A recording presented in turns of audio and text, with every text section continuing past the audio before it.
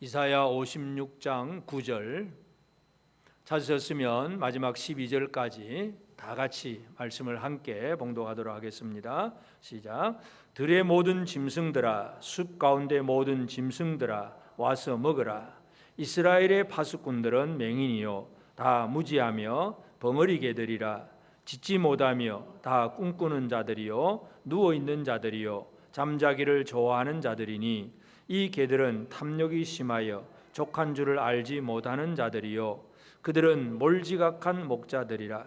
다 제 길로 돌아가며 사람마다 자기 이익만 추구하며 오라 내가 포도주를 가져오리라. 우리가 독주를 잔뜩 마시자. 내일도 오늘같이 크게 넘치리라 하느니라. 아멘. 우리 하나님의 은혜가 우리 모든 성도들에게 함께하기를 바랍니다. 참 이 시대에 예배도 나누어 드려야 되고 또 공간에도 3층에 다 못 왔고 또 다른 층에도 해야 되고 집에서도 영상으로 드리고 참 쉽지 않은 예배들이지만 하여튼 하나님을 향한 온전한 예배, 우리가 성도들과 다 같이 모이지는 못했지만 하나님을 향한 온전한 예배, 이 부분에 있어서는 우리가 결코 무너져서는 안 됩니다.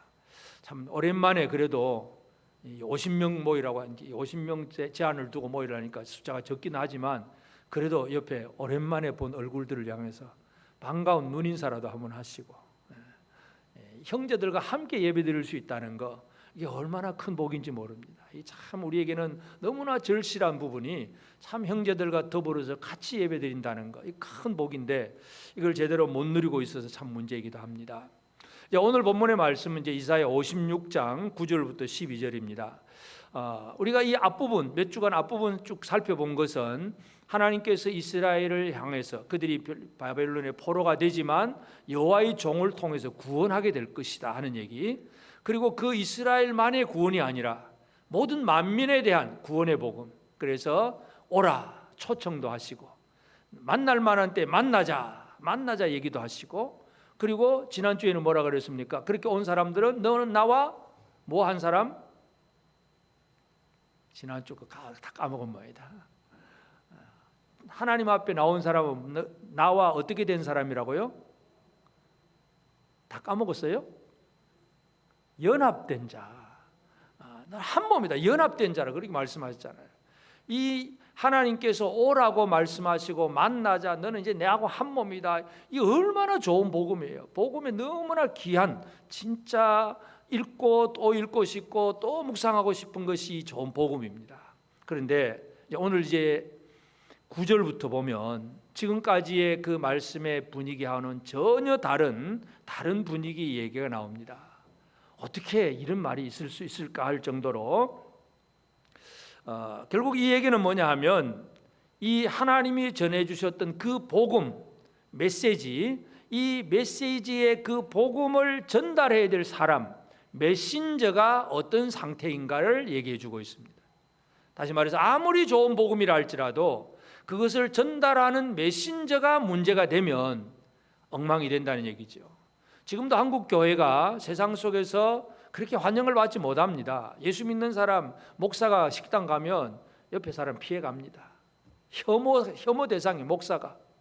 큰일이에요. 이게 지금 어떻게 된 세상인지, 세상이 그렇게 만들어 두었어요. 물론 어떤 공작에 의해서 그러든지 여론에 의해서 그러든지 하여튼 교회가 세상의 깊이가 되는 그런 시대가 되어버렸습니다. 그런데 그것이 결국은 무엇 때문인가 하는 문제예요. 물론 우리가 다는 그렇지는 않겠지만 대부분의 경우 복음 자체의 문제는 아니에요. 메시지의 문제가 아니라 메신저의 문제. 복음을 전달하는 사람들의 삶이 세상 사람들에게 비춰지는 것 때문에 욕을 먹는 그런 일들입니다. 그래서 오늘 우리가 이 본문을 보면서 참 하나님의 그 놀라운 은혜의 복음이 있음에도 불구하고 이 은혜의 복음이 사람들에게 전달되는 과정 속에는 뭔가 많은 문제가 있다는 것을 우리가 발견하게 됩니다. 그러므로 이 과정 속에 우리의 역할이 무엇인가 하는 것을 생각을 합니다. 그래서 오늘 우리는 특별히 이제 이 하나님께서 이스라엘 백성들을 양무리로 비유를 하시고 목자가 지금 양을 치는 그 광경, 그 양무리를 치는 그 과정 속에서 몇 가지의 비유를 말씀하시면서 지금 어떻게 되었느냐 하는 그 얘기입니다. 물론 이게 이제 이사야를 통해서 앞으로 되어질 일에 대한 예언이긴 하지요. 그런데 성경 역사 전체를 보면 이런 인간들의 문제는 창세기부터 계시록까지 그대로 다 있습니다. 고쳐지지를 않아요. 지금 우리 시대도 마찬가지이기도 하고. 그래서 오늘 말씀의 제목을 몰지각한 목자들이라 그렇게 얘기했는데, 하여튼 이 얘기는 옛날에나 지금이나 유대인들이나 한국 사람이나 별 다를 바가 없습니다. 근데 이제 이 설교는 목자들에 대한 설교잖아요. 제일 첫 번째 이 설교를 들어야 될 사람은 누구일까요? 목사가 들어야 돼요. 목사가 들어야 되는데, 근데 목사만 듣는 게 아니고 우리 모두가 같이 듣는 것입니다. 말씀이. 그래서 이 설교는 바로 저한테 하는 그런 설교이기도 하겠지만, 하여튼 이 목자가 잘못되면 어떤 일이 벌어지느냐 하면 9절에 보면 들의 모든 짐승들아, 숲 가운데 모든 짐승들아 와서 먹어라. 짐승들아 다 와서 먹어라. 뭘 먹으라는 얘기예요? 양떼를 잡아 먹어라, 그 얘기예요. 이것이 이제 에스겔서에 에스겔 34장 5절 6절에 에스겔을 통해서 분명히 얘기를 하는데, 목자가 없으므로 그것들이 흩어져서 모든 들짐승의 밥이 되었도다. 내 양떼가 모든 산과 높은 맷뿌리에마다 유리되었고 내 양떼가 온 지면에 흩어졌으되 찾고 찾는 자가 없었도다. 목자가 잘못되니까 양떼가 흩어지고 그 흩어진 양떼들은 모든 짐승들의 밥이 되어버렸다. 이스라엘 백성들이 바벨론으로 포로된 상태를 에스겔을 선지자는 그 얘기를 하고 있는 거예요. 그것을 지금 이사야는 미리 지금 보여주고 있는 것입니다. 그래서 앞으로는 이렇게 될 거다. 이 몰지각한 목자들 때문에 하나님의 양무리들이 짐승의 밥이 되는 이런 끔찍한 일이 벌어지게 될 것이다 하는 것을 이사야가 지금 예언을 하고 있습니다. 그래서 이제 오늘 우리가 9절부터 12절 이 말씀을 보면서, 물론 여기는 이제 목자만 나오는 게 아니라 몇 가지가 이제 그 비유적인 표현이 나오는데, 하여튼 중요한 것은 하나님께서 그 자기 백성들을 양무리로 이해를 하세요. 그러면 이 양무리라고 하는 것은 양만 있어 가지고는 살아갈 수가 없어요. 이 양무리를 이끌어가는 그 뭔가가 필요하다는 얘기예요. 양을 돌볼 사람이 필요한 것입니다. 그래서 하나님께서 양무리를 돌볼 존재를 세우셨는데, 여기 보면 이제 세 가지 이미지가 등장하는데, 제일 첫 번째가 바로 파수꾼들입니다. 이스라엘의 파수꾼들은 맹인이요. 파수꾼이 뭐예요? 뭔가 짐승이나 뭔가 악한 세력이 오면 그게 온다고 미리 신호를 보내주고 지켜야 될 그러한 임무를 맡은 사람들이 파수꾼이잖아요. 그러니까 양떼들에 대해서 목자도 있지만 망 보는 사람도 있어요. 망을 보면서 저쪽은 뭐 어떻거나, 뭐 예를 들어서 저쪽은 뭐 풀이 많다 적다 뭐 그런 것도 내다볼 수 있고, 아니면 저쪽에서 뭐 이리가 있다든지 뭐 사자가 온다든지 그 얘기도 할 수도 있고, 하여튼 파수꾼은 뭔가를 내다보는 사람들이에요. 양무리를 지키는 데 있어서 제일 첫 번째 중요한 인물이 바로 파수꾼이에요. 하나님은 이 세상을 지으시면서부터 파수꾼을 세우셨습니다. 아담을 에덴 동산에 두시면서부터 아담에게 주신 사명이 뭐냐 하면, 창세기 2장 15절에 보면 여호와 하나님이 그 사람을 이끌어 에덴 동산에 두어 그것을 경작하며 지키게 하시고, 에덴 동산을 경작하고 지키게 하신다. 물론 경작이라고 하는 건 이제 살아가야 되니까 경작은 당연히 해야 될 것 같은데, 지키게 하신다. 여러분, 에덴 동산을 왜 지켜야 됩니까? 아직 아담밖에 없는데, 아담과 하와밖에 없는데, 도둑놈도 없고 아무도 없는데 왜 지켜야 됩니까? 누가 있기 때문에? 바로 유혹하는 자 사탄의 존재가 있기 때문에 에덴 동산을 지켜야 된다고 말씀합니다. 파수꾼의 사명을 처음부터 주셨어요. 근데 우리가 잘 알다시피 처음부터 그 파수꾼의 사명을 제대로 사람들은 감당을 못했다는 얘기죠. 아담은 그걸 실패했잖아요.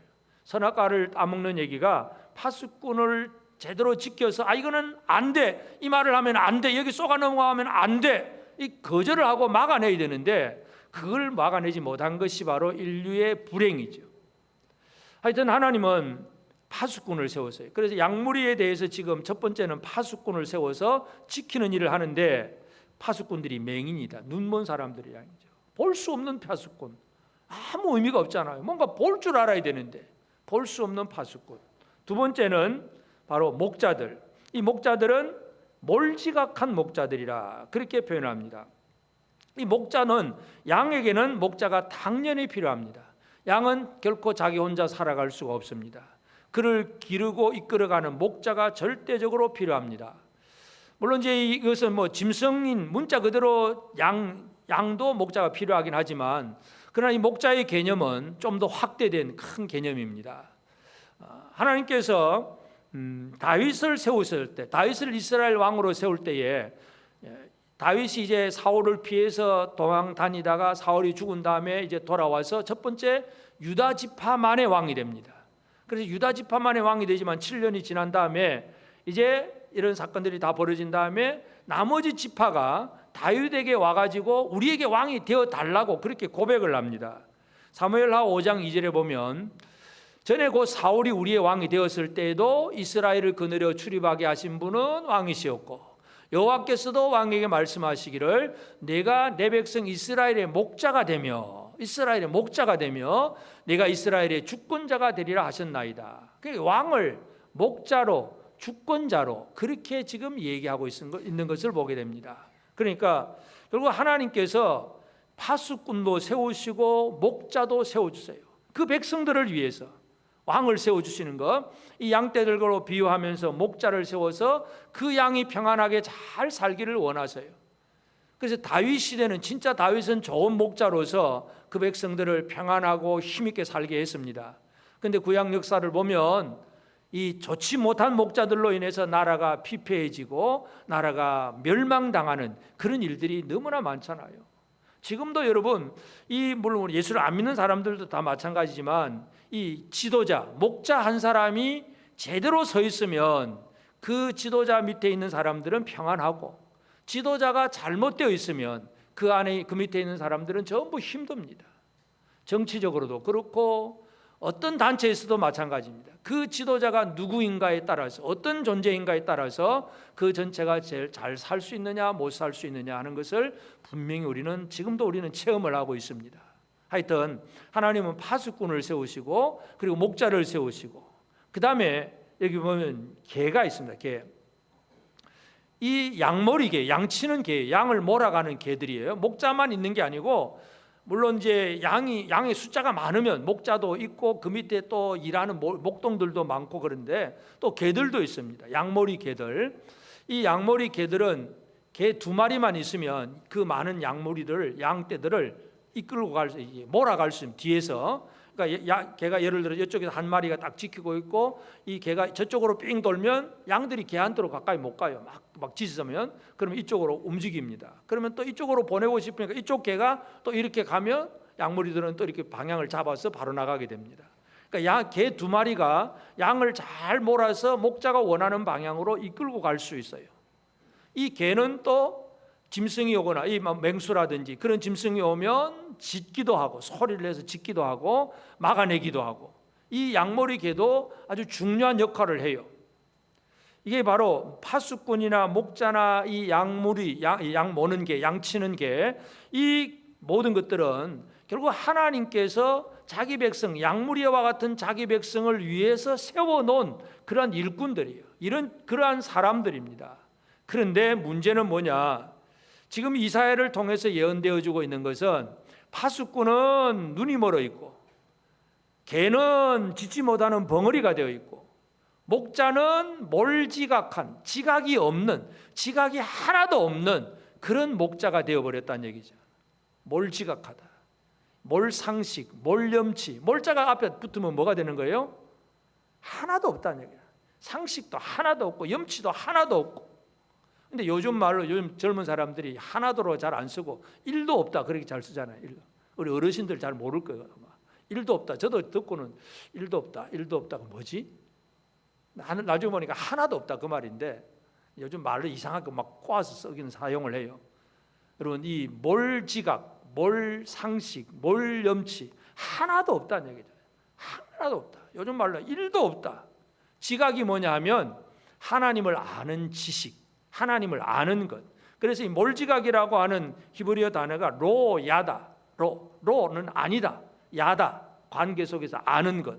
하나님을 알아야 되는데 하나님 아는 게 하나도 없다. 목자가 로야다, 하나님과 관계 속에서 전혀 모른다는 얘기잖아요. 그러니까 파수꾼은 눈이 멀어 있고 개들은 입을 벌릴 수가 없고 목자들은 뭔가를 알고 나가야 되는데 하나도 모르는 이런 상태니까 양떼들이 어떻게 되겠습니까? 들짐승의 밥이 되어버린다는 것. 이러한 예언을 지금 이사야가 하고 있습니다. 그러니까 이 몰지각한 목자들의 얘기는 이사야가 예언하는 이 당시에 대해서도 우리가 이제 집중하겠지만, 하여튼 이 몰지각한 목자들은 옛날이나 또 이 이사야 당시뿐만 아니라 지금 우리 시대도 마찬가지예요. 어떤 시대에나 이 몰지각한 목자들 때문에 많은 사람들이 힘들어지고 두려워합니다. 여러분, 이 세계 역사를 봐도 그런 어떤 이 하나님과 별 관계 없는 인간의 자기 탐심으로 독재를 세우고 뭐 그렇게 해 나가는 사람들은, 그런 사람들 때문에 얼마나 많은 사람들이 죽습니까?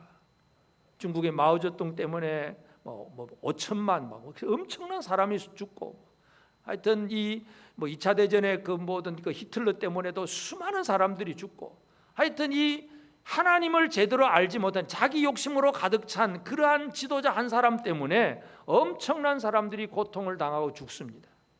이 목자의 중요성을 생각해야 되는데, 하여튼 이사야가 이렇게 예언을 하고 있는 것은 지금 바벨론에게 멸망당할 그 시대의 이야기이기도 합니다. 그렇다면 바로 예레미야 시대인데, 예레미야 시대의 그 몰지각한 목자들을 예를 들면 예레미야 8장 11절에 보면 그들이 딸 내 백성의 상처를 가볍게 여기면서 말하기를 평강하다 평강하다 하나 평강이 없도다.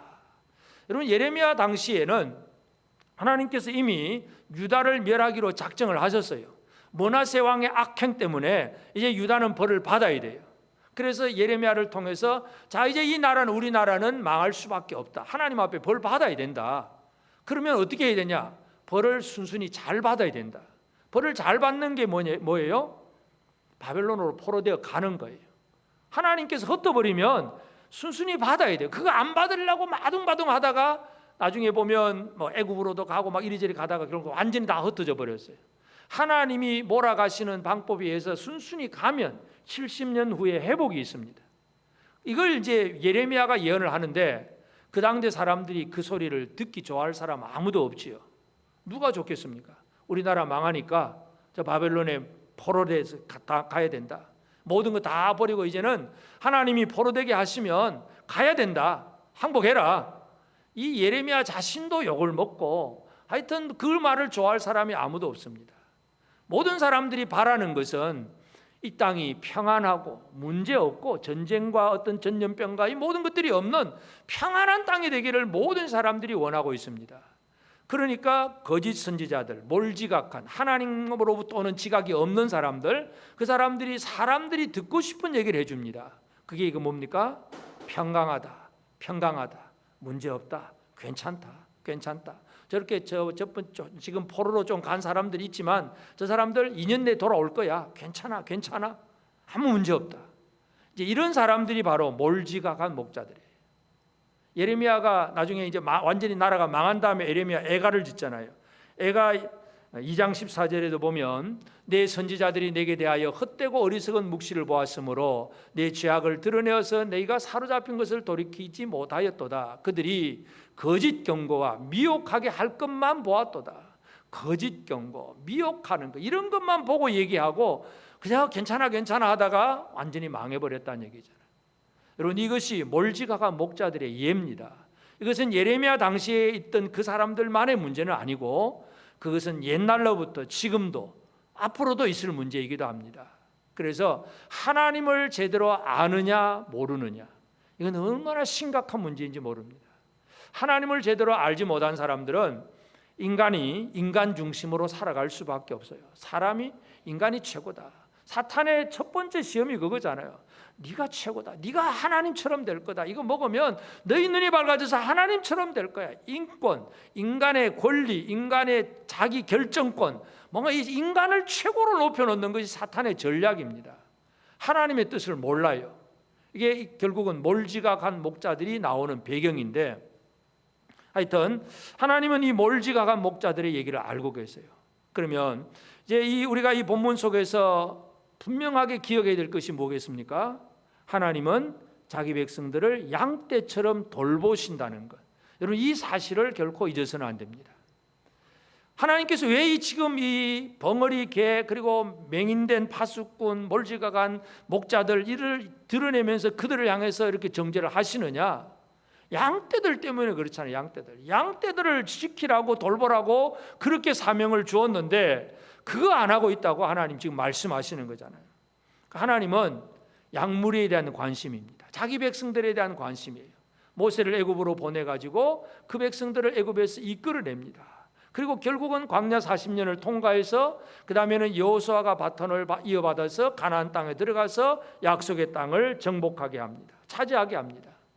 출애굽기 3장 10절에 보면 이제 내가 너를 바로에게 보내어 너에게 내 백성 이스라엘 자손을 애굽에서 인도하여 내게 하리라. 내가 너를 보내가지고 너를 내 백성을 인도하여 내게 하리라. 이게 하나님의 계획이고 하나님의 뜻이고 하나님의 마음이에요.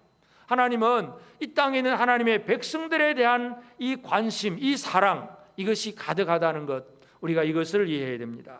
그런데 이 몰지각한 목자들, 참 이것이 가장 큰 문제죠. 구약의 역사만 봐도 그렇잖아요. 아까 다윗 얘기를 했지만 다윗 왕이 하나의 모델입니다. 그 다음에 완전히 이제 몰지각한 목자 대표적인 사람은 여로보암 그리고 아합. 이 아합은 하나님이 아니라 그냥 이 부인에게 미혹을 당해서 결국은 바알신을 섬기는 그런 악한 왕이 되어 있습니다. 여러분 성경을 읽다 보면 악한 놈은 그냥 성경 대충 기록하고 넘어가면 안 좋겠어요. 이거 아합이 나쁜 짓 저질러서 망했다 하고 그냥 끝내버리면 좋은데 이 성경을 쭉 읽다 보면 아합 얘기가 막 길게 나와요. 길게. 다윗 얘기도 길고 아합 얘기도 길고. 왜 그렇습니까? 두 사람을 지금 비교를 해주는 거예요. 진짜 우리의 목자가 누구냐? 누가 우리의 목자냐? 이것을 성경은 분명히 보여주고 있습니다. 그래서 하나님은 자기 백성을 위해서 돌볼 그런 목자들을 세우시는 하나님이신데 사람들을 보니까 이처럼 몰지각한 목자들이 너무 많았다는 걸 우리가 이해할 수 있습니다. 다윗조차도 온전하지 못합니다. 다윗 자신도 우리아의 아내를 범하는 죄 그리고 인구조사 이런 것 때문에 인구조사하고 나서 전염병이 와가지고 하루 8만 명, 7만 명, 8만 명 죽잖아요. 다윗 때문에 죽는 거예요.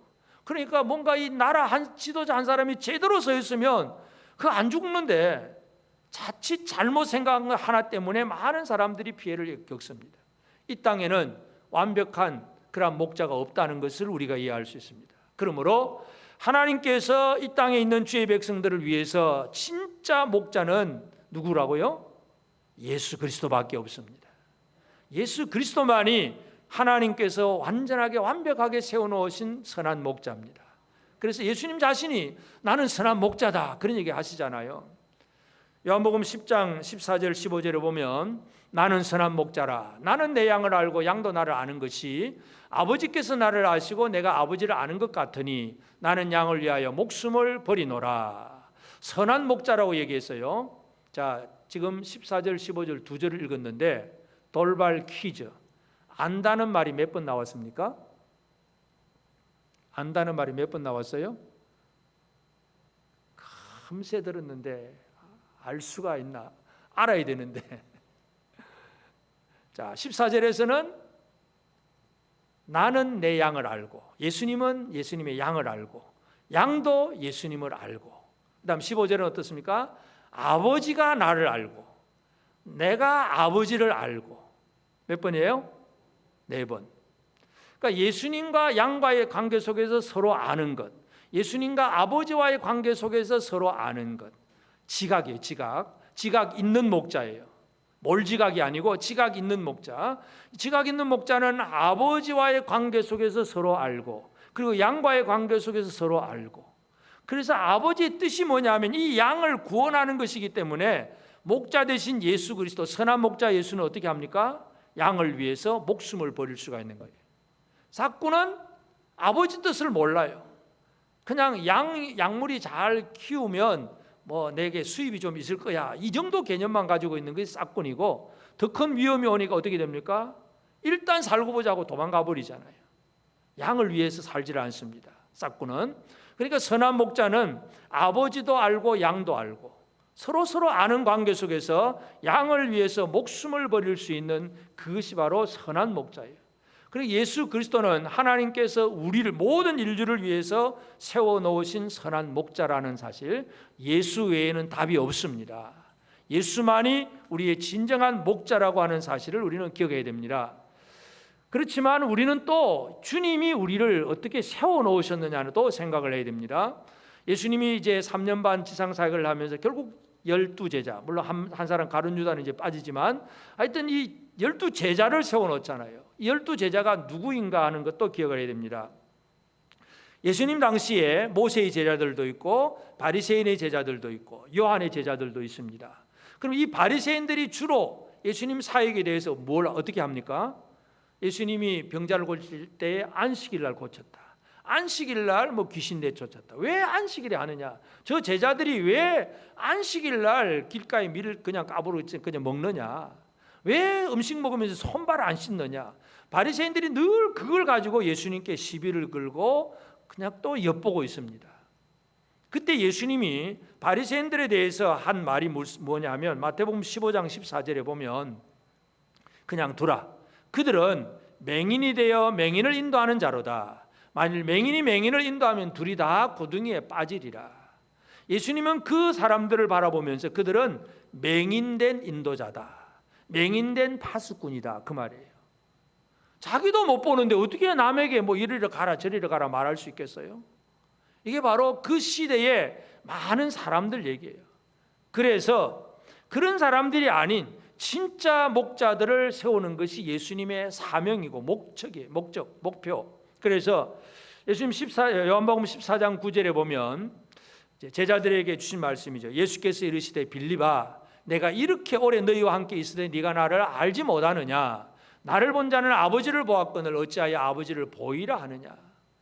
예수님이 이제 십자가에 달려 죽으시겠다고 얘기하니까 빌립이 우리에게 아버지 좀 보여주세요. 아버지를 보이소서 하니까 예수님이 하신 말씀이 야 내가 이렇게 오랫도록 3년 반 동안 너희를 이렇게 함께 있었는데 네가 나를 알지 못하느냐? 나를 본 자는 아버지를 보았거늘. 3년 반 동안 예수님이 열심히 하신 일이 뭐라고요? 아버지 보여주는 일, 아버지를 보여주는 일, 아버지를 알려주는 일. 결국 제자 훈련이 뭐냐 하면 아버지 알려주는 것. 하나님이 어떤 뜻을 품었고 하나님의 계획은 무엇이었고 하나님이 일하시는 방법이 무엇이고 하나님은 어떻게 지금도 역사하시고 계속해서 아버지 보여주는 것이 아들이 한 일이었어요.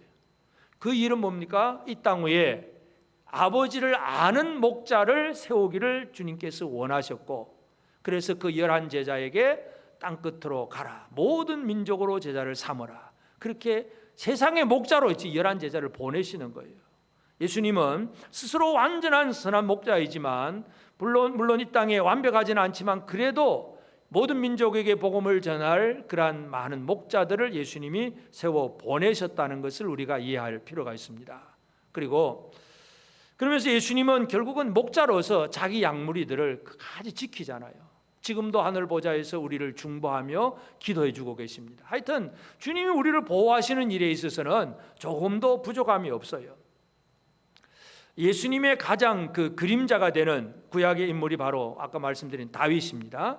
다윗이 어린 시절이 바로 목동이었어요. 양을 키우는 목동이었고 이제 골리앗이 쳐들어왔을 때 다윗이 이제 골리앗과 싸우기 전에 이제 사울 왕하고 대화를 하면서 자기의 이야기를 합니다. 어린 목동, 아직도 청년, 뭐 20세가 되었는지 안 됐는지도 나이도 잘 모르겠어요. 하여튼 어린 청년이에요. 20대가 안 됐을 수도 있어요. 10대 청년. 자, 이 청년이 양을 치면서 어떻게 했느냐? 사울 왕이 그런 얘기를 합니다. 사무엘상 17장 34절 35절에 보면 다윗이 사울에게 말하되 주의 종이 아버지 양을 지킬 때에 사자나 곰이 와서 양떼에서 새끼를 물어가면 내가 따라가서 그것을 치고 그 입에서 새끼를 건져내었고 그것이 일어나 나를 해하고자 하면 내가 그 수염을 잡고 그것을 쳐 죽였나이다. 여러분이 뭔가를 지키고 있는데 사자나 곰이 오면 어떻게 할까요? 사자나 곰이 오면 어떻게 할까요? 그러마 나살자라 도망가야 되잖아. 이게 대부분 우리가 하는 일이에요. 근데 다윗은 그 양떼들을 위해서, 양떼들을 지키기 위해서 사자나 곰이 와서 양떼를 물어갑니다. 지금 물려가고 있어요. 그럼 어떻게 할까요? 또 계산적인 사람은 계산을 하면 어떻게 됩니까? 자, 한 마리는 포기하고 나머지를 잘 지키는 게 더 좋을 것 같다. 그러면서 포기를 할 수 있습니다. 근데 다윗은 어떻게 한다고요? 그걸 포기를 안 해요. 그냥 따라가서 그것을 치고 그 입에서 새끼를 건져내었고, 건져내려고 애썼다 정도도 아니에요. 노력했습니다가 아니에요. 건져내었어요. 완전히 그 사자의 입에서 그 양 한 마리를 건져내었고, 그게 또 일어나서 나를 치고자 하면 내가 그 수염을 잡고 그걸 쳐 죽였나이다. 이런 다윗이니까 저 골리앗 저거 아무것도 아니다, 그 얘기를 할 수가 있습니다. 여러분, 양을 위해서 목숨을 버린다는 얘기가 이 다윗과 같은 삶인데, 바로 이 삶을 예수 그리스도가 모든 사람들을 위한, 모든 양무리들을 보호하는 하나의 모델 케이스가 바로 이 다윗입니다. 예수 그리스도는 우리를 완벽하게 보호하십니다. 우리가 사탄의 입에 물려갈 때라도 예수님은 그 입에서라도 우리를 건져내시는 주님이십니다. 할렐루야. 우리는 약해서, 우리는 넘어지고, 우리는 부족해서 사탄에게 물려가는데, 그런데 예수님은 포기하지 않으세요.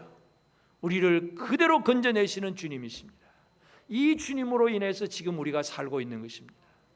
이것이 하나님께서 원하시는 진정한 목자의 모습입니다.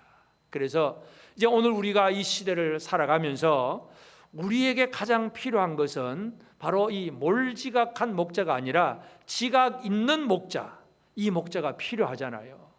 여러분, 여러분의 교회에 목사가 몰지각한 목사이면 어떻게 할 거예요, 여러분? 어떻게 할 거예요?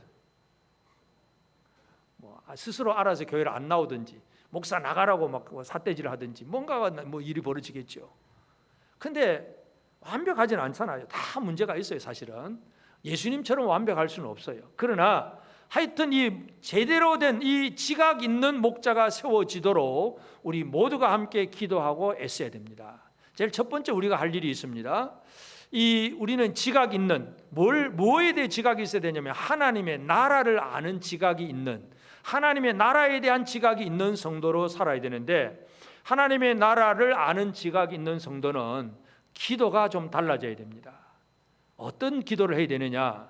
예를 들어서 우리가 늘 평안만 구하고 건강 이런 문제만 늘 기도하고, 예를 들어서 우리 성도들 다 그럴 수는 없지만 아주 극단적으로 비유를 한다면 모든 성도들이 다른 건 전혀 관심도 없고 그저 목사님 누가 아프니까 낫게 해주세요, 안수해 주세요, 병 고치게 해주세요 이 얘기만 줄줄이 하고 있다면 그 목사는 뭘 해야 될까요?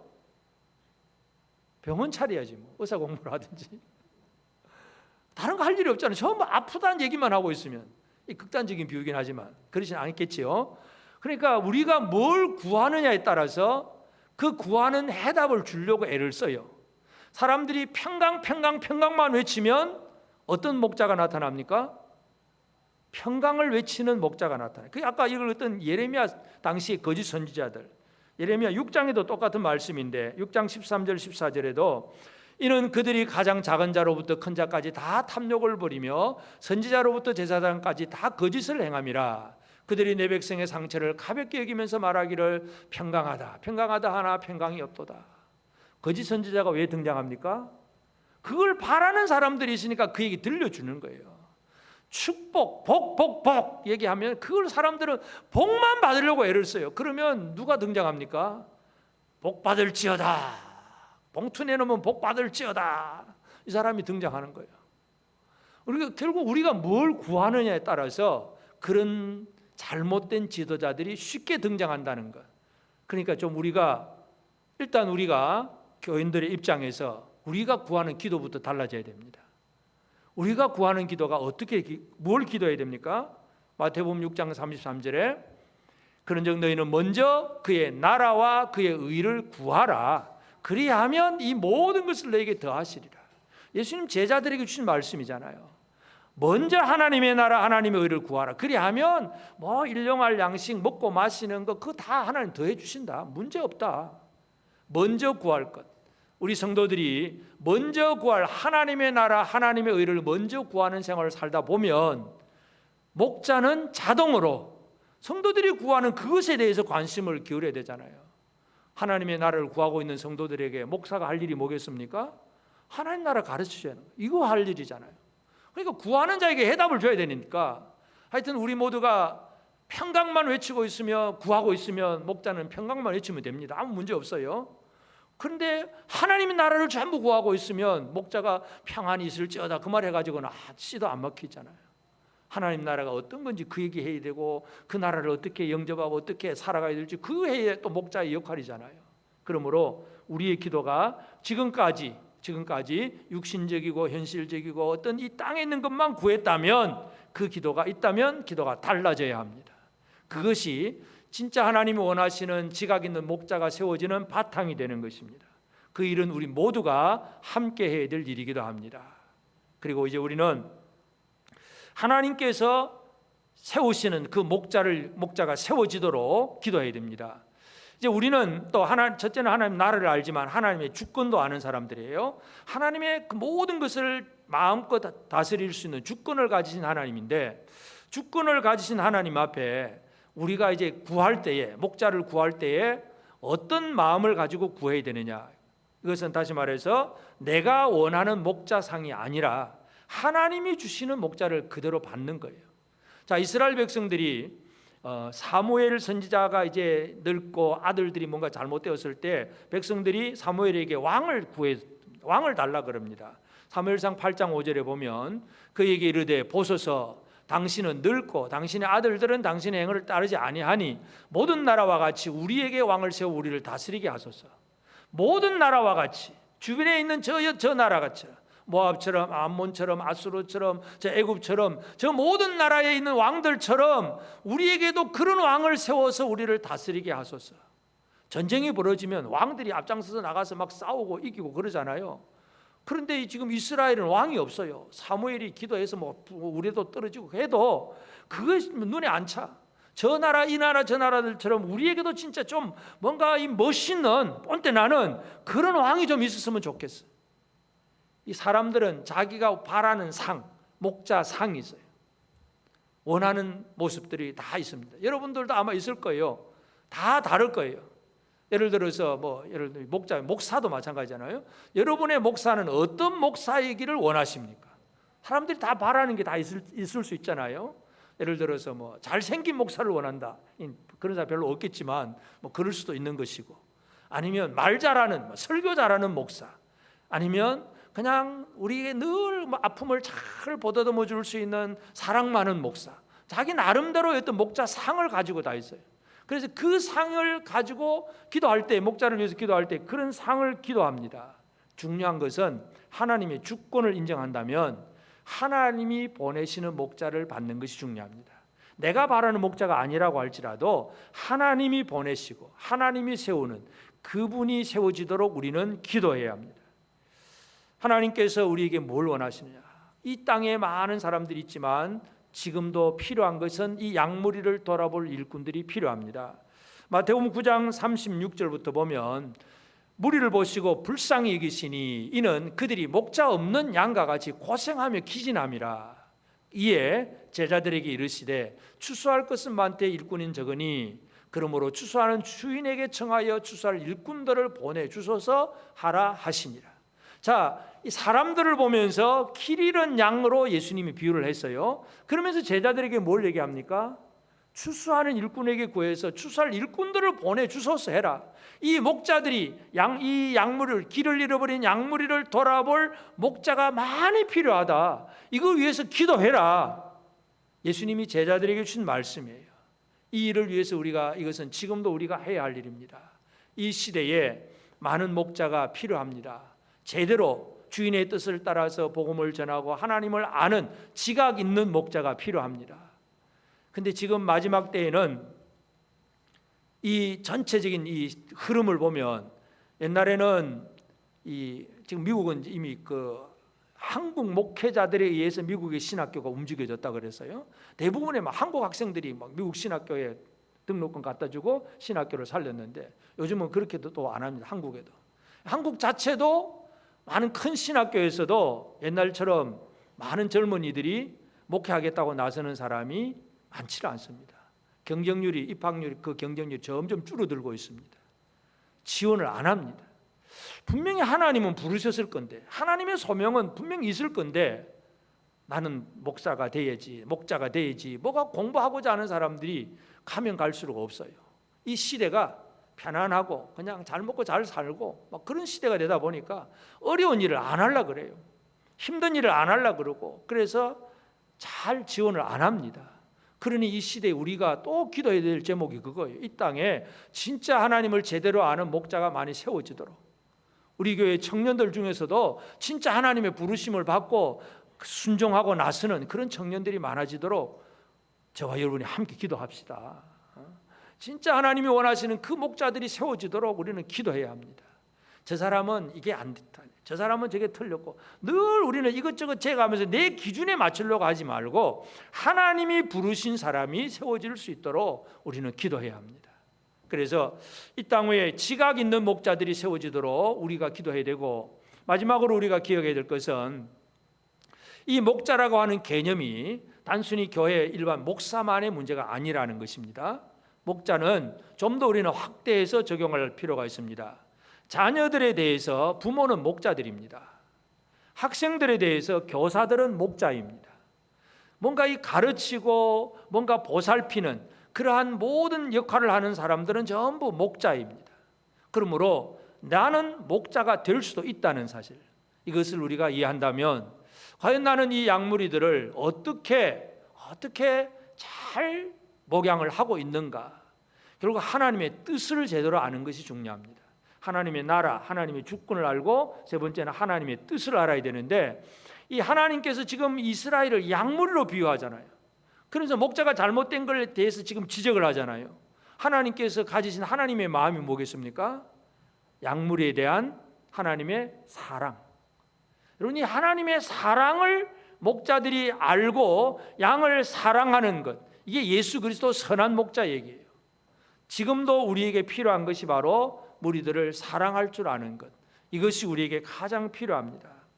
우리는 양의 주인은 양을 사랑하는 마음을 가졌습니다. 그럼 우리는 목자가 되었다면, 내가 가르치거나 내가 보살피거나 내가 도와줄 누군가가 있다면 그에 대해서 목자의 사명을 감당해야 되는데, 그 일을 어떻게 해야 되느냐? 바로 한마디로 사랑밖에 없어요. 이 세상에 많은 문제들이 지금도 많이 벌어지고 있잖아요. 이 많은 문제들이 왜 그렇게 잘못된 문제들이 벌어지느냐? 사랑으로 살지 아니하기 때문에, 예수 그리스도 십자가의 사랑으로 살지 아니하기 때문에 많은 문제들이 지금도 벌어지고 있습니다. 이 사랑이라고 하는 것이 이 세상에 대한 하나님의 분명한 해답이고, 그 해답을 오늘 우리가 줄 수 있어야 됩니다. 에스겔 3장 17절에 보면 하나님이 에스겔에게 그런 말씀을 하셨어요. 인자야, 내가 너를 이스라엘 족속의 파수꾼으로 세웠으니 너는 내 입의 말을 듣고 나를 대신하여 그들을 깨우치라. 에스겔은 파수꾼이에요. 그들을 깨우쳐야 됩니다. 악인에게 너는 이거 잘못이야 하고 말을 해줘서 악인을 깨우쳐서 돌아오면 악인도 살고 파수꾼도 삽니다.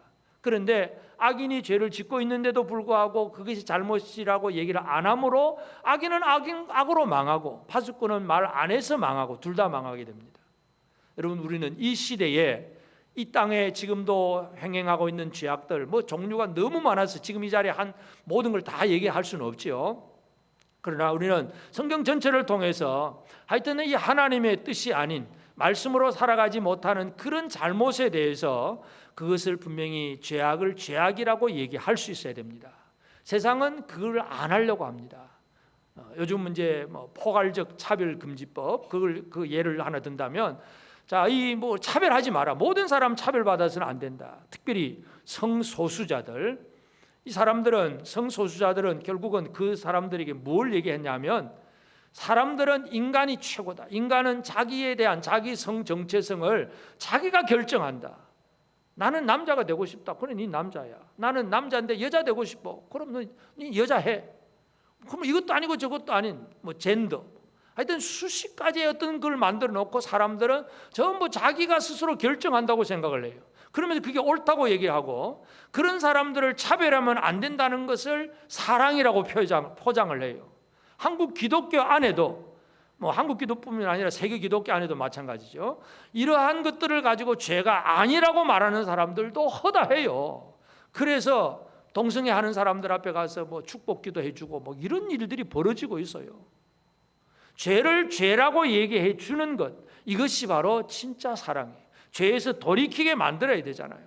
잘못해서 잘못된 길로 돌이키게 하는 것이 진정한 사랑이지, 그냥 너 좋으니까 네 마음대로 해, 알아서 해, 이게 사랑이 아니란 얘기잖아요.